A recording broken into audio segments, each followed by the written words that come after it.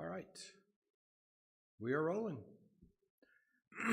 Welcome to anybody who's watching on YouTube tonight or will watch on YouTube in the days to come. We pick back up with our Romans Bible study, and we will do it for 1 week and then be off for 2 more weeks.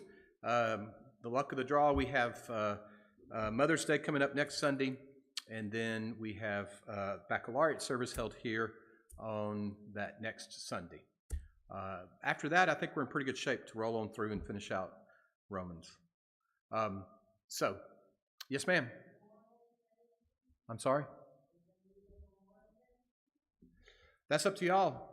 Is that a problem for you all or not? It's not for me. I won't be anywhere but here. So we'll probably go ahead and do it you can tell me later if it's something you really don't want to do. But we'll go ahead and do Memorial Day weekend. We'll plan on doing it, and if we need to cancel that, we will. But we'll plan on doing it, and then we'll go to your house for the picnic afterwards. That way, we'll have all the bases covered. So tonight, and then we're off for 2 weeks, and then we'll be hopefully on board to finish it all off and carry forward with that. So it's helpful since it's been 2 weeks and it feels like it's been 20 to kind of go back and think about what we've been doing in the book of Romans. The opening chapter up through verse 16, introductory stuff that we talked about. Verses 16 and 17 are really the core of the first part of Romans. That is to say, these verses set the tone for everything Paul's going to say up through chapter 11. And that's what we're looking at. We're thinking of those chapters holistically. And those verses in chapter 1, "For I am not ashamed of the gospel. It is the power of God for salvation to everyone who has faith, to the Jew first and also to the Greek. For in it the righteousness of God is revealed through faith for faith. As it is written, the one who is righteous will live by faith." That is the key verse to underline in your minds, if you don't do it on the page. The one who is righteous will live by faith. You are made righteous by faith. You live by faith. That's the key to Paul's whole discourse here. So that starts the ball rolling. That's his, if he's writing a theme, that's his opening sentences for the theme, and everything else flows from it. And he starts off with verse 18 and following in chapter 1, talking about the guilt of humankind, talking about how loathsome we are under the power of sin, and how the power of sin corrupts us completely, and how God has left us to our own devices because of our rebellious, sinful hearts. Paul is basically painting the picture that we don't have a hope in the world of being saved because we are sinners. Chapter 2, he includes the Jews in that assessment, which is a surprise to our imaginary Jewish audience. Here, Paul has this one who interjects, objections to Paul's thinking. That person, that imaginary person, represents those who have objected to Paul's teaching all throughout. And so as he explains his gospel, the righteousness by faith, he takes into account the many objections that have been raised along the way. And so chapter 2, he's entertaining, he's taking that Jewish person and who is saying, exactly all those Gentiles are horrible, terrible people, and they deserve to go to hell in a handbasket. And Paul says, but so do you too. And he starts to make his point that it's not keeping the law that matters, it's living by faith that matters. And so he starts in that, and he says, those who are truly righteous in their behavior, whether they're Jews or Gentiles, are right with God. Those who aren't right with God, whether they're Jews or Gentiles. And so he includes everybody in chapter 2 and the first part of chapter 3. Middle of chapter 3, he drives home the point. Nobody is righteous. There's nobody that's good. Everybody is lost under the power of sin. And so he drives home that point and introduces again we are saved by faith The righteousness of faith is what makes us right with God. The righteous live by faith, not by the law. Chapter 4, he buttresses that point by talking about Abraham. Abraham, who is the father of Israel. And all the Jews would go back to Abraham. And Paul says, well and good. Abraham lived by faith, not by the law. Abraham wasn't around when the law came, number one. And it's already declared in Genesis that Abraham was justified by his faith. And so, see, it is justification by faith alone. He celebrates that great truth in chapter 5, the first half of chapter 5. The last half of chapter 5, he points to the Adam and Christ dichotomy, kind of a theological understanding of things. All die in Adam because all are sinners in and through Adam, but all are saved through Christ, all who believe, all who have faith. Chapter 6, he's taking up another objection. Some of those detractors are saying, well, since you say we don't have to keep the law, you're just telling us to go ahead and sin. It doesn't matter if we sin. And Paul says, yes, it does matter if you sin. You are dead to sin. And he has that great those passages there talking about how we have died with Christ. We have, died to sin, have been raised to righteousness. And so for us to give ourselves back into slavery to sin is for us to undo what God has done through Jesus Christ. It's madness. It's crazy. Of course not. You don't give yourself to sin. Chapter 7, he drives home again the point of the law from God's point of view. The law wasn't given to us to make us righteous. It was given to us to show us that we can't live a righteous life. It was given to us to show us that we're under the power of sin and that we need something more than the law to make us right, and that is Jesus Christ. And so chapter 7 takes seriously the power of sin over us, the power of sin to hold us captive and to make us walk in unrighteousness, and the fact that we need something more than the law to deliver us from that power. We need Jesus Christ. Chapter 8, he talks about the substitute for the law. The Jews were saying, if you would just live by the law and have them live by the dictates of the law, then they wouldn't sin. And Paul has already said that doesn't work. It's not that way. What keeps you from sin is the Spirit of Christ, who is given to you to dwell in you. And if you walk by the Spirit, then you will not sin. That's the power of the Christian life. He's told them not to embrace the law because the law can't make them righteous, can't keep them in righteousness. Only the Spirit of Christ can keep us righteous. And so he talks about that in chapter 8, primarily, and stressing life in the Spirit and the assurance of life in the Spirit. Brings us up to chapter 9. Chapters 9 through 11, again, deal with the issue, the problem that is raised by everything Paul has said. If the law is of no value anymore, and it's Jesus Christ and faith in Jesus Christ, then really the way of the Jews is over and done with. And if the Jews have rejected Jesus, official Judaism did, as you well know, then God has effectively rejected Israel from being his instrument of salvation in the world. And so how can that be? Has God forsaken Israel completely? If the gospel is now carried out through the church, then what part does Israel have to do in it? Is there any hope for Israel? And if Israel is now completely forsaken, then how does that square with God's promise to Israel to be faithful to her unto the very end? Sticky, thorny issue. And Paul takes chapters 9, 10, and 11 to deal with it. It's important to kind of start at the end where Paul ends up.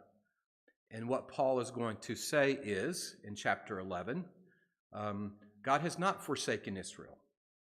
There will be a remnant that is saved.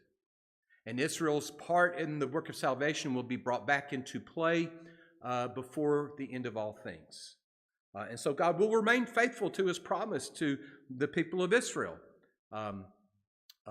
by bringing them back into the equation of salvation by the end.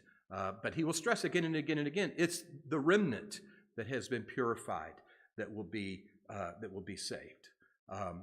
So that's where he's heading. That's what he's getting to. And he argues along the way that Israel's rejection of Jesus was in God's plans all along, and that God used Israel's rejection of Jesus to bring the gospel to the Gentile nations.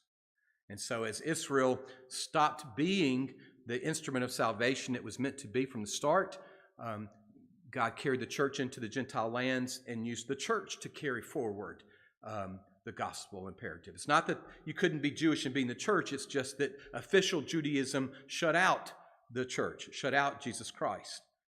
And so now it's the church that carries salvation forward. Doesn't mean that Israel has nothing else to do with it now.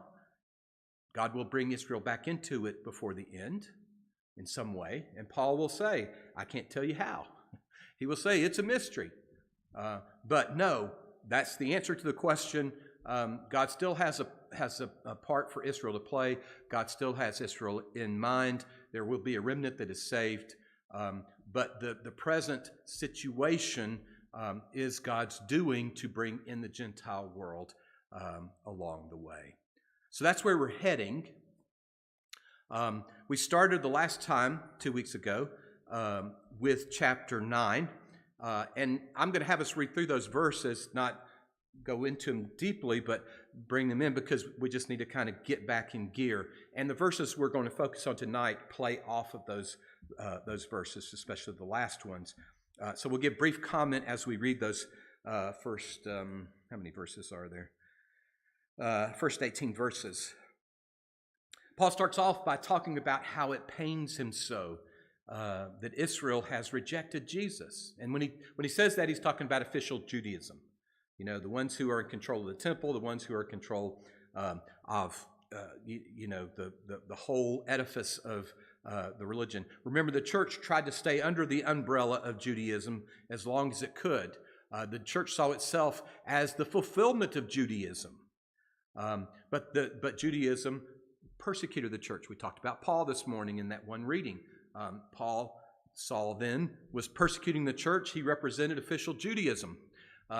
Get rid of the church, stamp out the church, stamp out the church. He was going to Damascus to bring back Christians to Jerusalem to try them and hopefully maybe even kill them. And that's when Christ came to him and got him on the way instead of against the way.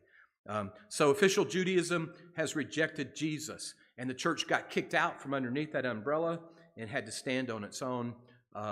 And that's what we're talking about here. So it pains Paul, as these first verses will put it. Verse 1, I am speaking the truth in Christ. I am not lying. My conscience confirms it by the Holy Spirit. I have great sorrow and unceasing anguish in my heart, for I could wish that I myself were accursed and cut off from Christ for the sake of my own people, my kindred according to the flesh. They are Israelites, and to them belong the adoption, the glory, the covenants, the giving of the law, the worship, and the promises. To them belong the patriarchs, and from them, according to the flesh, comes the Messiah, who is over all, God blessed forever. Amen. He acknowledges, how great the tradition through Israel is, and he treasures it. It's his heart. He is a Jew. He's the Pharisee of the Pharisees. He is one of the most zealous of the Jews. And it breaks his heart that Israel has rejected Jesus. And he was part of that at one point. Only because of God's grace was he able to turn back from that. And so it breaks his heart that all this has happened. But then verse 6, it is not as though the word of God had failed. It's not that this is God's fault. Now, he is going to start arguing that this is part of God's purpose. And here was where we need Scotty, because we're going to be talking about predestination a little bit here. How in the world could this be part of God's purpose? And does this mean that he's turned Israel against Jesus intentionally? So It is not as though the word of God had failed. For not all Israelites truly belong to Israel. Go back to chapter 2, and that's what he says there. Just because you're a Jew doesn't mean that you are really a faithful Jew. Just because you're born as a child of Abraham doesn't mean that you're living by the laws of Israel. And so you're not truly a child of Abraham unless you're living by the laws of the Israelite tradition. Not all Israelites truly belong to Israel, and not all of Abraham's children are his true descendants. He's going to make the point here. He's starting to make the point that God has made choices about the people through whom he's going to work in the world. And so just because you're a child of Abraham doesn't mean that you're a child of the promise. How can that be? Well, there were two sons of Abraham, remember? Everybody knows Isaac. Whoops. We tend to forget Ishmael. Remember? Sarah was getting kind of anxious, and she said, this isn't working. We've been waiting. Maybe it's our job to work this out. And so she gave, her maid to Abraham, and they produced Ishmael, and God said, nope, he's not the child of promise. You will have a son, and that will be the child of promise. And so all the descendants of Abraham through Ishmael, they're not part of the child of promise. It's through Isaac. And so God makes a choice. It's through Isaac, not through Ishmael, that I will carry out my purposes. And so Paul references to that. Again, he's trying to make the bigger point. Just because, we're worried about the Jews being rejected and all this kind of stuff. Well, not all the Jews were going to be in the plan to start with. He then goes on and talks about another choice that was made. Rebecca, with Esau and with Jacob, and Jacob becomes the one through whom the promise is carried out instead of Esau, who is the older son. And so, God chooses Jacob and does not choose Esau to be the one through whom he's going to carry out his work in the world. And so it's the descendants of Jacob that become the children of promise, not the children of Esau, even though Esau is a son of Isaac. And so he's building the case. Just because you're a child of God by ethnicity, by birth, doesn't mean you're a child of the promise. That's something different. And so he's trying to undergird this, break down this thinking that all the Israel being rejected is kind of this flat, God's forsaking his people kind of thing. No, there's always been choice involved. And God was always choosing one and not the other. This is building up to, to his work in and through certain ones and not through others, which is where the whole predestination issue comes up. So, verse 13, as it is written, I have loved Jacob, but I have hated Esau. And I told you the last time, don't hear that as literally hating Esau, but rather as having chosen Jacob over Esau, not having chosen Esau. What then are we to say? Is there injustice on God's part? I mean, he chooses one, he doesn't choose the other, and it has nothing to do with how good the one is over the other. He stresses this happened before Rebekah gave birth. By no means, for he says, verse 15, to Moses, I will have mercy on whom I have mercy, and I will have compassion on whom I will have compassion. God will choose as he chooses, and he chooses to extend mercy as he chooses to extend mercy. Verse 16, so it depends not on human will or exertion, but on God who shows mercy.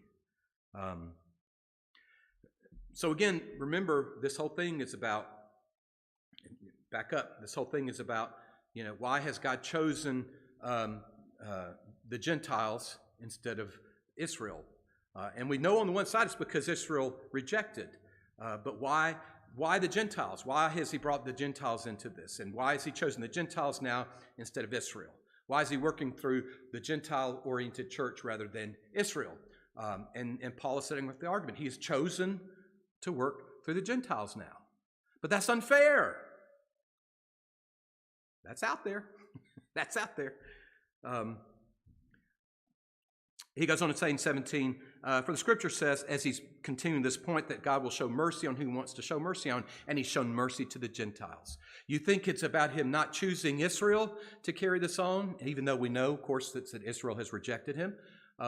It's not fair. He's not choosing Israel. And what's he saying? I have chosen to extend mercy to the Gentiles.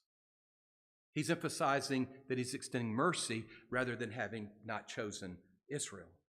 Again, go back to that story of Jesus and the laborers who come into the vineyard. It's a classic story, and it ties into this. The owner of the vineyard goes out first thing in the morning, hires people from the market, puts them in, and says he'll pay them X number of dollars. He goes back a couple hours later and hires more people, tells them he'll pay X number of dollars, and does so 3 or 4 times throughout the day. And when the end of the day comes, he starts to pay them all off. Well, the guys who came first got the same amount as the guys who came and only worked 1 hour. And they go, that's not fair. And what does he say? It's mine to do with as I please. And if I choose to extend grace to them, I extend grace to them. I gave you what I told you I would give you. Just because I choose to give them the same thing doesn't mean that I'm being unfair to you. It still makes our mind turn, I know. But it's a similar kind of thing here. So this is hanging in the air. God has chosen to work through the Gentile, the church now, instead of through Israel. And again, keep in mind, the Israelites have rejected Jesus. They could be in the church. The church was meant to be, Israel and the Gentiles together. And it's Israel that rejected it. But they are seeing it as God rejecting them. And there's truth to that. There's truth to that. If you reject Jesus, then you are rejected by Jesus. It's a logical kind of thing. Official Judaism said, no, Jesus is not the Messiah. He was a common criminal and a crook and a blasphemer. No. Well, they have rejected Jesus, and that means they have been rejected by God. God's going to carry on his purposes through the church. Doesn't mean he's forsaken them forever. Paul's going to make that point at the end in chapter 11. But for now, they are out of the picture. Official Judaism is. By the way, let's be real careful here. As too many down through the ages have done that anti-Jewish sentiment that has arisen too often in and among Christians. Well, they killed Jesus, and so they've been rejected by Jesus, and so, we can visit them with all sorts of hate and violence and that kind of stuff. That's not, we can't do that. No, that's not what we're saying here. This is not about being anti-Jewish. This is about God's great purposes being carried out through the church. And Israel's rejection of God necessarily means God's rejection of Israel as that instrument. Doesn't mean that God hates them any more than he hates anybody else. God loves all the world, and he loves sinners just as much as he loves the saints. And he's trying to bring all sinners to himself. So it's never a permission to hate. So we got all that, and now we come to verse 19. We'll read verse 19 through verse 26. So after all this, and he's emphasized, that God makes a choice and that he's always choosing, and he chooses one over the other, and he works through the one and he doesn't work through the other. You will say to me then, verse 19, why then does he still find fault? For who can resist his will? But who indeed are you, a human being, to argue with God? Will what is molded say to the one who molds it, why have you made me like this? Has the potter no right over the clay to make out of the same lump one object for special use and another for ordinary use? What if God, desiring to show his wrath and to make known his power, has endured with much patience the objects of wrath that are made for destruction? And what if he has done so in order to make known the riches of his glory for the objects of mercy, which he has prepared beforehand for glory, including us whom he has called, not from the Jews only, but also from the Gentiles? Remember, Paul is one of these he's talking about, as we looked at this morning. As indeed he says in Hosea, those who were not my people, I will call my people. And her who was not beloved, I will call beloved. And in the very place where it was said to them, you are not my people, there they shall be called children of the living God. Okay, so keep in mind what we said way back when we talked about chapter 2.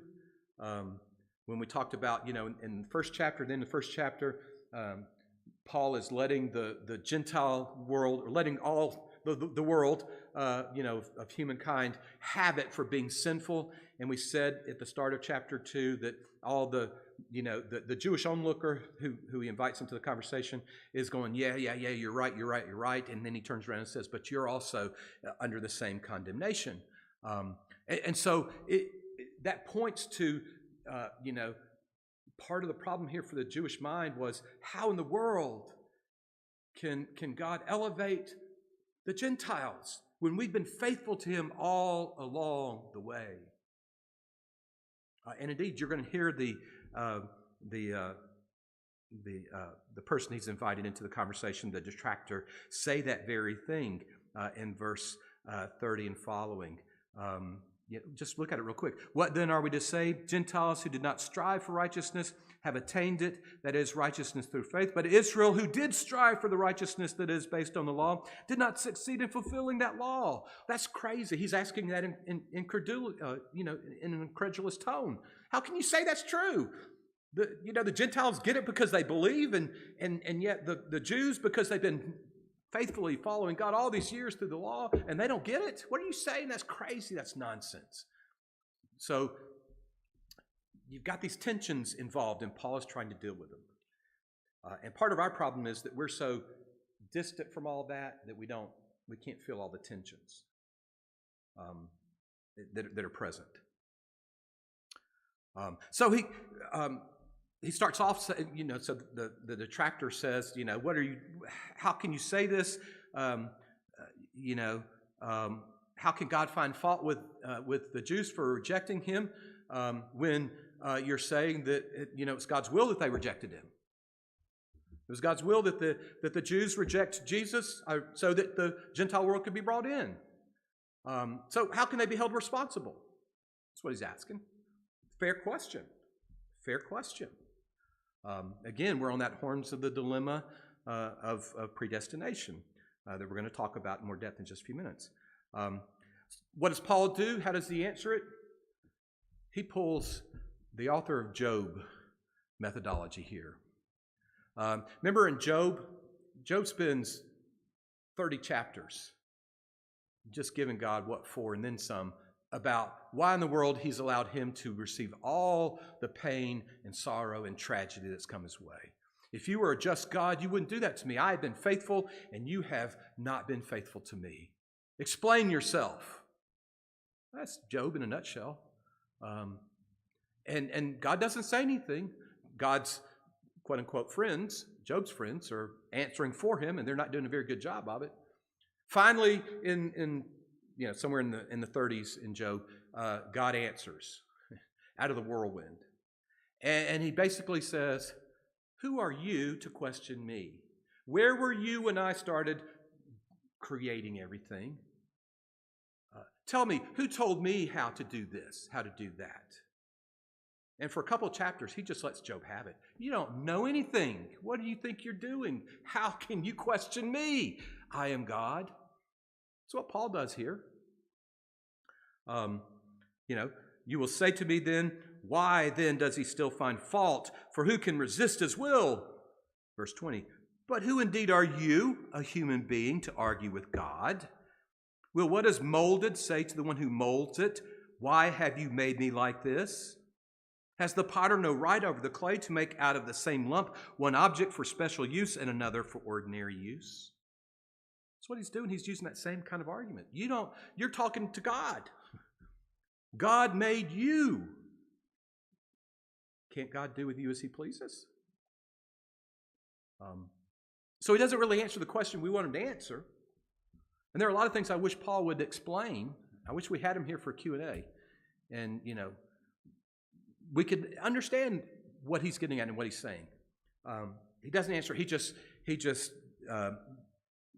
affirms the sovereign majesty of Almighty God, and basically says there are things beyond what we can know and understand. But he doesn't just say that. He goes on to say, he goes on to give his own example of how God has worked in this sort of way to carry out his work in the world.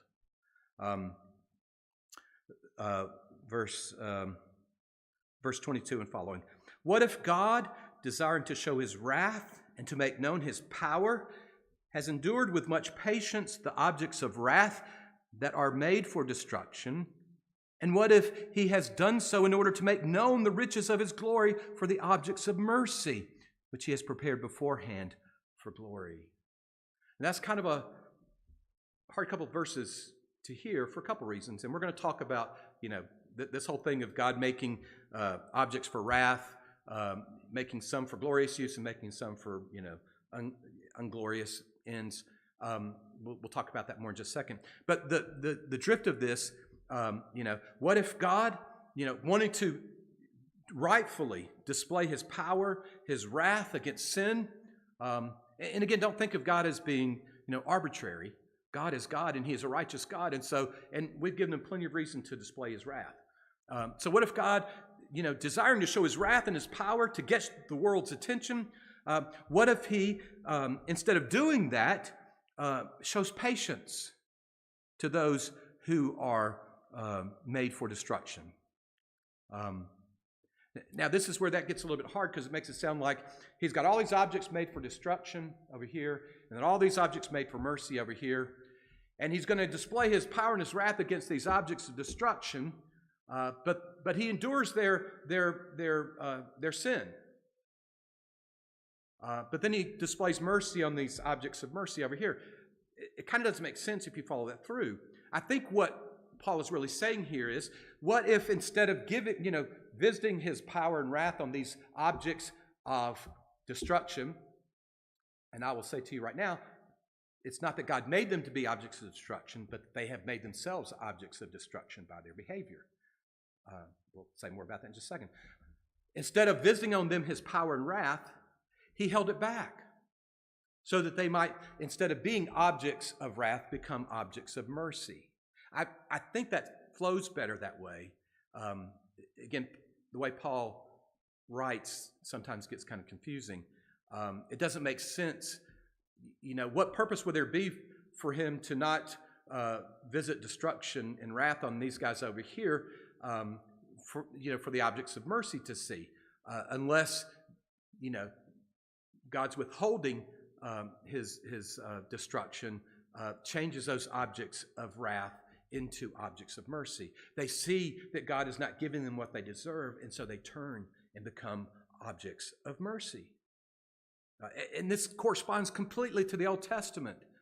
Go to Ezekiel chapter 18 at the end of that chapter, and you'll hear God talk. He's calling the Israelites to turn from their sin.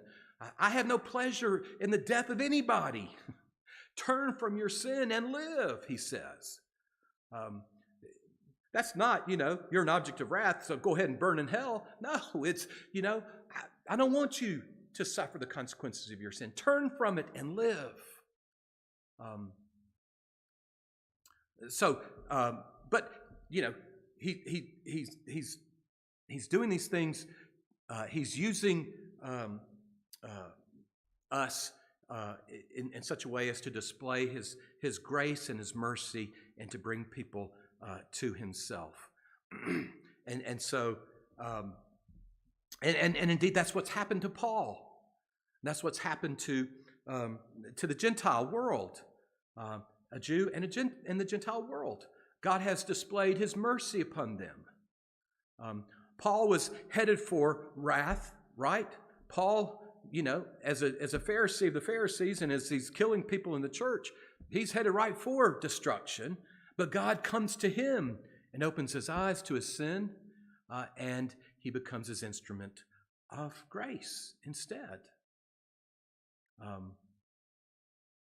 Let's go ahead and talk about predestination, because I can't go. Yeah.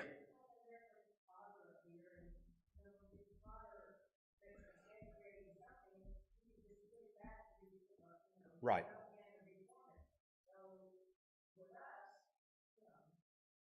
Yeah. Right. And that, I think that's better than, okay, he created Jim to go to hell, and he created John to go to heaven. And so Jim's going to hell no matter what he does, and John's going to heaven no matter what he does. And that's what people take these passages to say. He's created some for wrath and some for mercy. And so it's, if you're lucky, you got picked for mercy.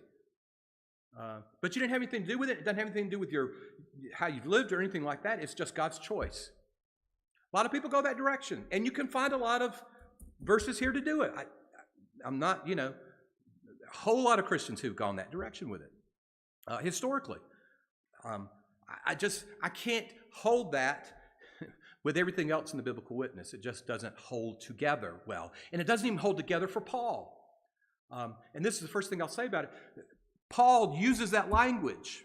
He says, God, makes what he wants out of us, and uses us. And Paul says in so many words exactly what we hate to hear, that he's running the show. We don't have any choice in it. But then he turns around and he says we have a choice in it.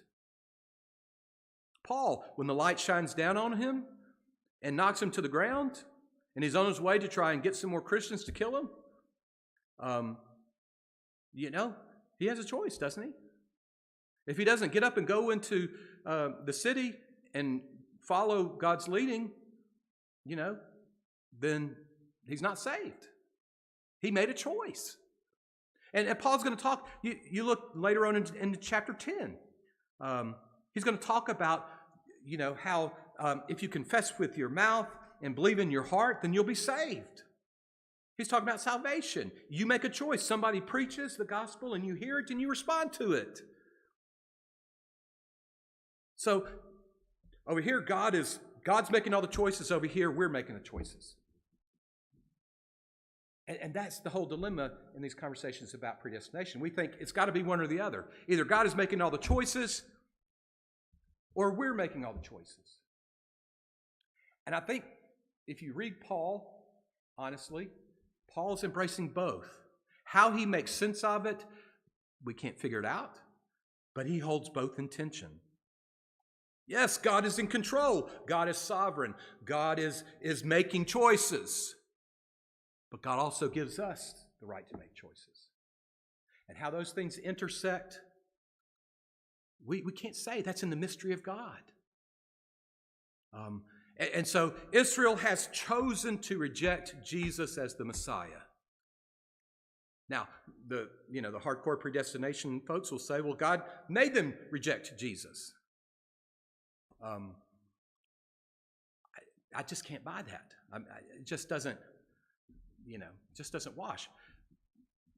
Israel rejected Jesus. And so God took Israel and used Israel's rejection of Jesus to bring in the Gentiles into the world. And so God chooses the Gentile church over Israel as his instrument for now to carry on the work. And as Paul's going to say, he's not forsaken Israel completely. He's going to bring him in the end.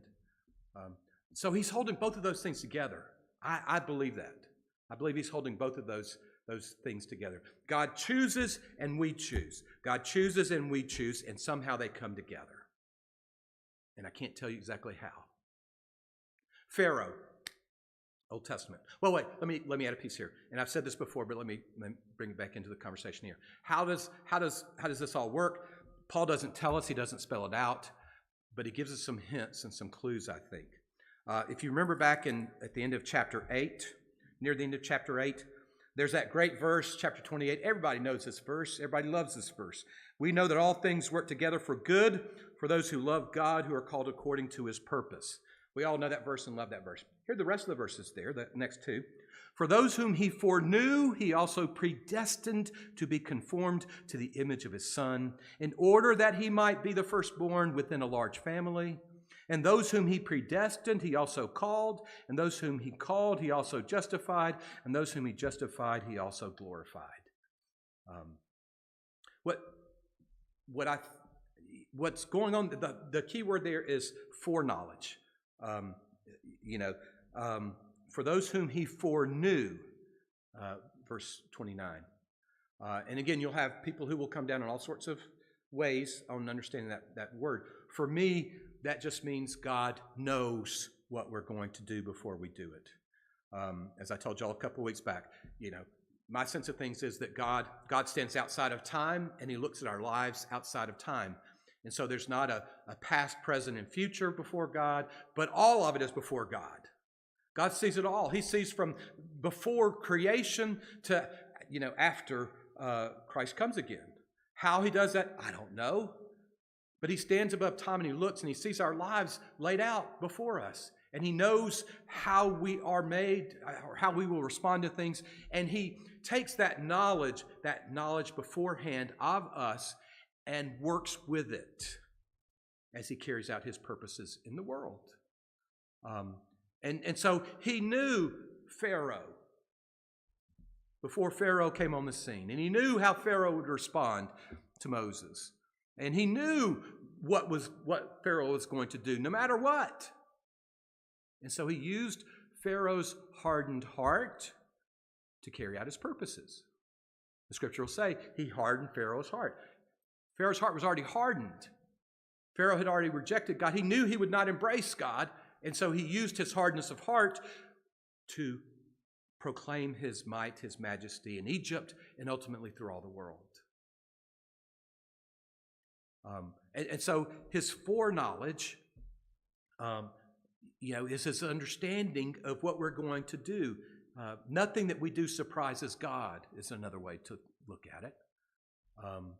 And again, I can't tell you how that all works. I just believe that is the case. And I think there's, biblical justification for that. And so, those whom he foreknew, he also predestined to be conformed to the image of his son. Predestined. If he knows that you're going to say yes to faith, then he's going to set you on the path to be formed in Jesus Christ. He predestined. That's just simply to say he determined that you're going to do this. But he does that on the basis of his knowledge of what you're going to do. See what I'm saying? He knows how you're going to respond, and he works off of that to get you on the path you need to be on, and to use your faithfulness in the ways that you're going that will further his purposes. Again, it's much more complicated than I'm making it, and it's much more mysterious than I'm making it, and I don't think I've got it all figured out. Don't hear me saying that. But I think that's when you look at Paul's words here. And so, those whom he foreknew, he predestined to be conformed to the image of his son. All those who believe in Jesus are predestined to become like Jesus. Yes, amen.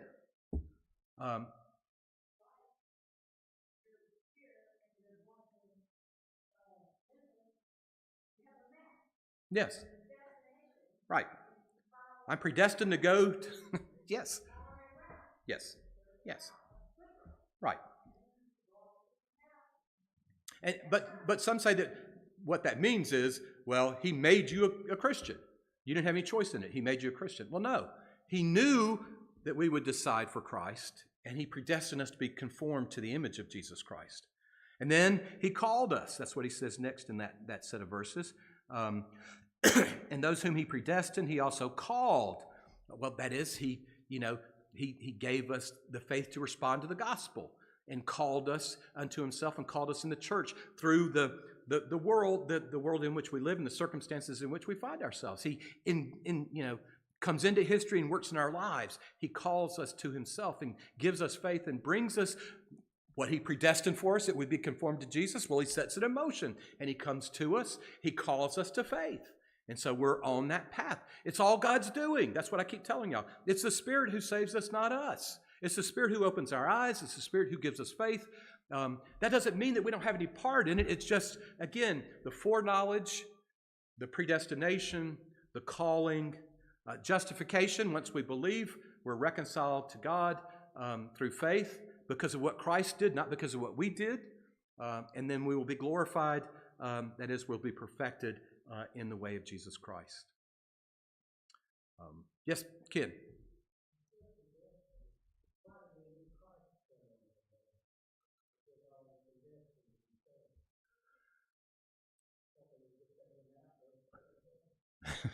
Because it's all through Christ. It is through faith in Jesus Christ. Yeah. And yeah, so but the predestination is about God doing in our lives what he means to do because we have said yes to him in faith. And he knew we would say yes to him in faith.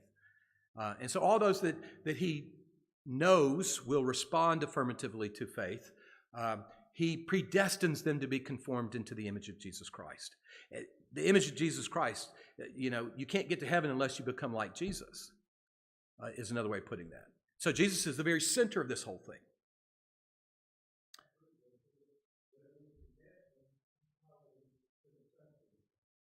Well, we do what?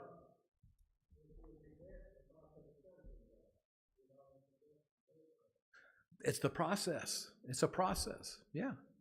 I mean, God does, and that's the thing. Yes, if you want to talk about predestination in terms of, God does it all and we don't have to do anything, well, shoot, yeah. Snap your finger and you're in heaven. Yeah. Exactly. Why come here especially? You can find something else better to do on a Sunday night, right? Yeah, so,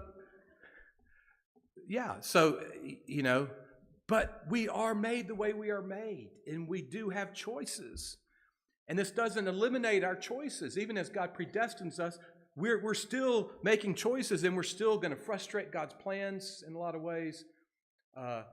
Even as, he's predestined us, he's determined that we will go in this way, and he's called us so that we will go in this way. So it's this intermingling of God's choosing and God's orchestrating our lives and our making choices at the same time. Now, I'm sure there are a lot of holes in that logically. Well, see, I don't know if I.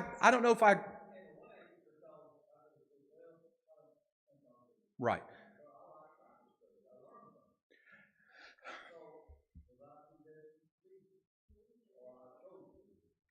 You chose to be here, and being here is part of his work in conforming us to the image of Jesus Christ. And so you are predestined. I need to go do the Greek words and find some more words to help us with that. But he sets us on the path, and we make choices. And so they're intermingled.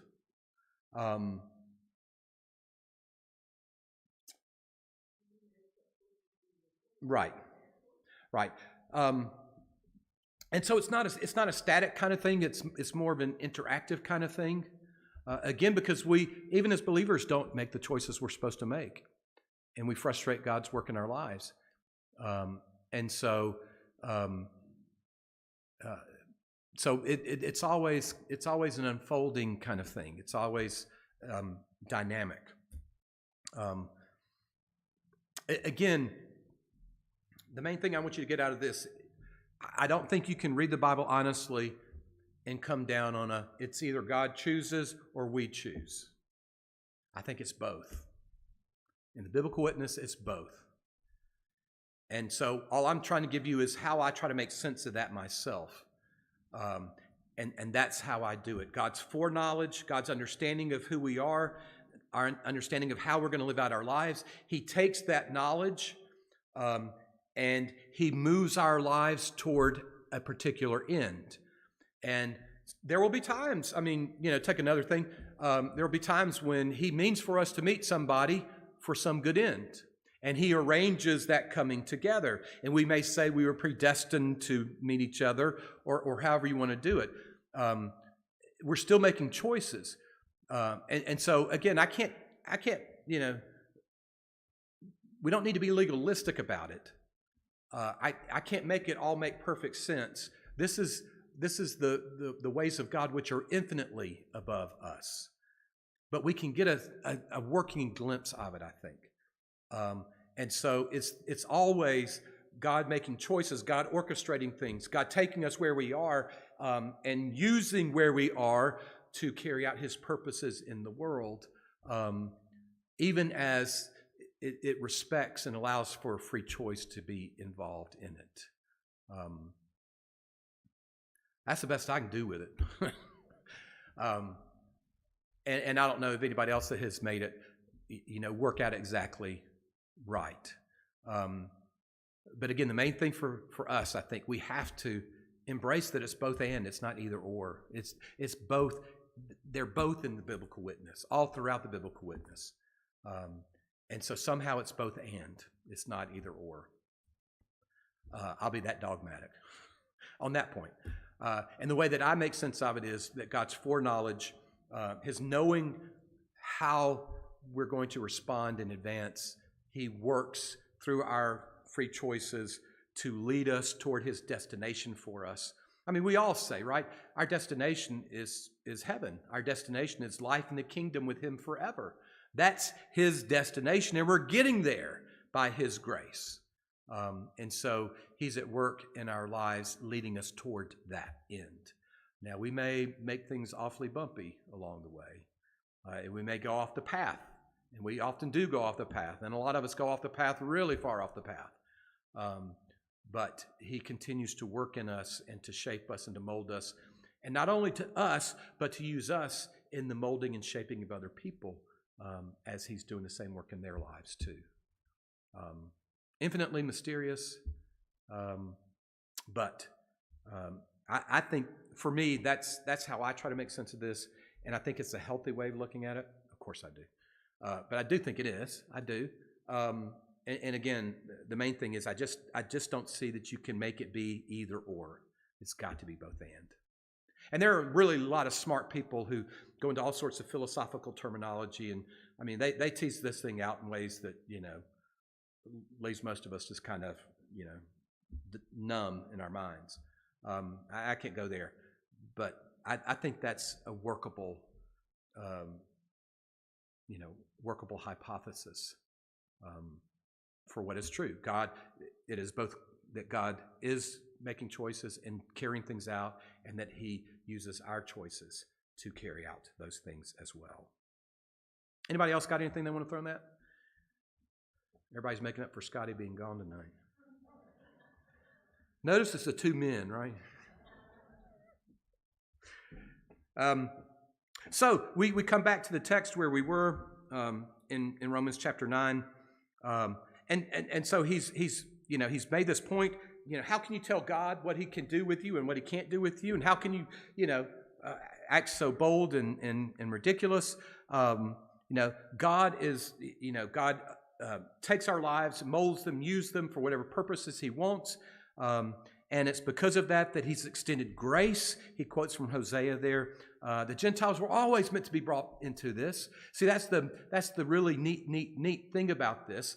God uses Israel's rejection of Jesus to bring the Gentile world in, but God meant from the start for the Gentile world to be brought in. That's not a new thing.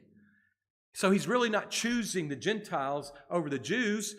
He meant to get the Gentiles into the kingdom from the start. That's in the Old Testament, as he points out in Hosea. This is what has happened that has allowed for this to take place. And we can see, how God has orchestrated all these things to carry that out. He orchestrated in the response of official Judaism to bringing the Gentile world into the church. Verses 27 and through 29 just drive home the point he started off making back in the first part of chapter 9. And Isaiah cries out concerning Israel, though the number of the children of Israel were like the sand of the sea, only a remnant of them will be saved. He's saying, again, that not just because you're a child of Abraham doesn't mean you're a child of promise necessarily. He's also saying there's going to be a remnant that's saved. Not all the Jews. They've rejected Jesus, and so not all the Jews are going to get in, but there will be a remnant. There will be some portion that will be grafted into the tree for salvation. Verse 28, for the Lord will execute his sentence on the earth quickly and decisively. And as Isaiah predicted, if the Lord of hosts had not left survivors to us, we would have fared like Sodom and been made like Gomorrah. God provided a remnant so that all of Israel would not be eradicated. Verse 30, we hear the the detractor again. What then are we to say? Gentiles who did not strive for righteousness have attained it, that is, righteousness through faith. But Israel, who did strive for righteousness, that is, based on the law, did not succeed in fulfilling the law. Why not? Well, this time Paul tells us straight up why not. Because they did not strive for it on the basis of faith. It's all about faith. Back to verse 17 of chapter 1, it's all about faith. The righteous will live by faith. Because they did not strive for it on the basis of faith, but as if it were based on works. They have stumbled over the stumbling stone, which is Jesus Christ. Remember, they've rejected Jesus. He's not the Messiah. He's a blasphemer. He is not the Son of God. So they rejected him. They stumbled over him. We can also hear in that, as Paul talks about in 1 Corinthians, the first chapter, for the Israelites, Jesus crucified was a stumbling block. That death was hideous in the Jewish mindset. You're naked, stretched out on a cross, and being naked was, a sign of being cursed. Being hung out on the tree, being crucified like that. So the Jewish mind looked at Jesus' death on the cross and said, aha, we told you he was accursed by God. And if that's all if that was the end of the story, then that's the way it would have remained. Accurate for them to say. But it wasn't the end of the story. Jesus was raised from the dead. And that's why the apostles preached that. This Jesus whom you crucified, God raised from the dead. God raised him from the dead. That validated him. That exalted him. See, I am laying in Zion a stone that will make people stumble. That is Jesus.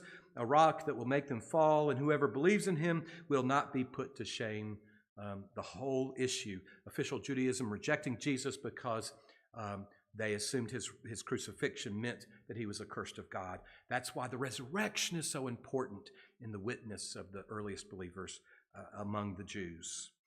First 4 verses in chapter 10. Brothers and sisters, my heart's desire and prayer to God for them is that they may be saved.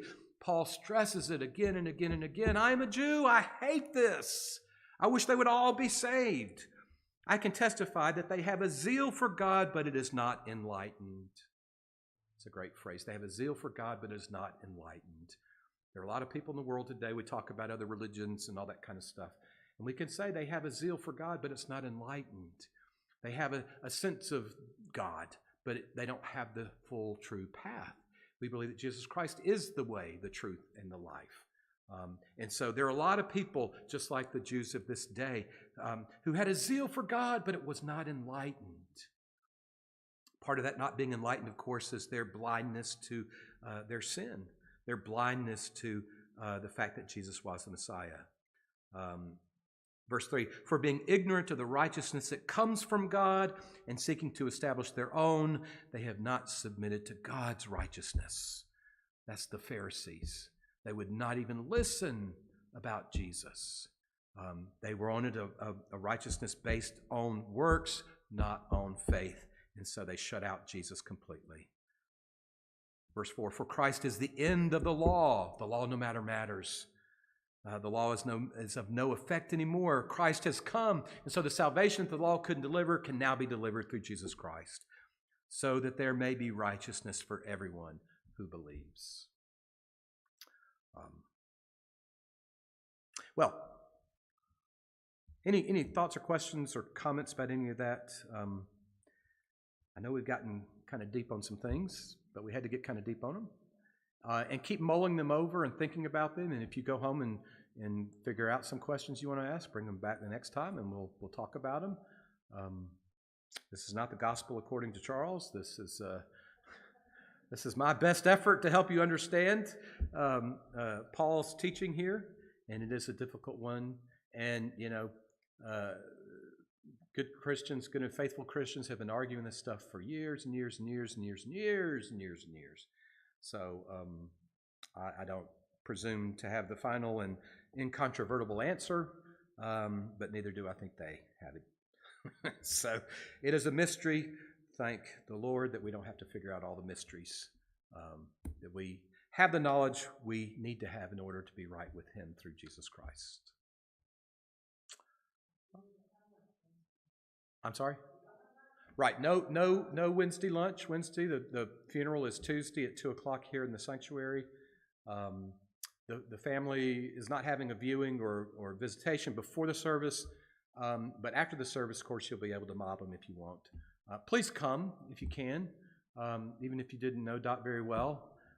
Number one, I love having funerals in the church. I think that's, if you can do that, I think that's the best place to do that. I'm just partial that way. Don't mean to criticize anybody in their decision, but there's just something special about being in the church where they lived and exercised their faith.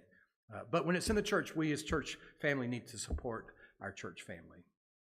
And even if we don't know them very well, they're our church family. I'm sorry? All right. Don't go anytime soon then, okay?